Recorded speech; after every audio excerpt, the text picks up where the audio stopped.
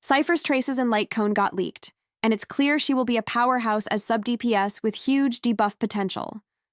Whether you plan to run her in an E0 Acheron team or as a support for Hunt or Destruction DPS units, these new details give us a much better idea of how she'll play. And the best part? She might have synergy with Phainon, meaning she could be a core piece in future meta teams. Before we dive in, make sure to like and subscribe so you don't miss any updates. On HSR, Cipher's Traces add some utility and scaling to her kit, making her a more consistent debuffer and damage dealer. Her first trace reduces all enemies' DF while she's on the field. Stacking Def Shred with other teammates will be extra good.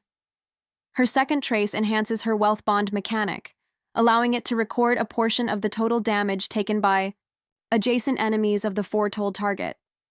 This means Cipher's true damage burst from her ultimate won't just be based on the main target, it'll now scale from multiple enemies, making her blast potential much stronger.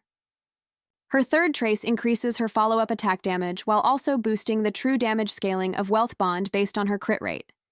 This is a big deal, because it means building her for high crit rate not only buffs her own damage, but also makes her ultimate's true damage hit even harder. Cipher's signature light cone increases her crit rate. When Cipher uses her skill to deal damage, the enemy's def is reduced by a set amount, and if she lands a crit hit, that def reduction is further amplified for a few turns. This is very important because Cipher already reduces enemy def with her first trace, meaning this light cone stacks even more def shred, making her one of the strongest def debuffers in the game. But the real question is, how does this affect team building? Now that we know Cipher shreds def, deals true damage, and has strong follow-up attacks, there are a few team compositions that could benefit the most from her kit.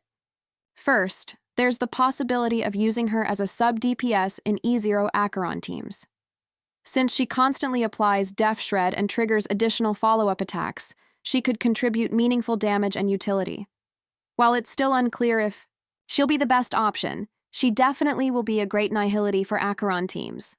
Second, there's the potential for destruction synergy, which is where things get really interesting. Her second trace makes her much better for destruction units since she now records damage from adjacent enemies. This suggests she could pair incredibly well with Phainon, who is rumored to be a blast-type destruction DPS.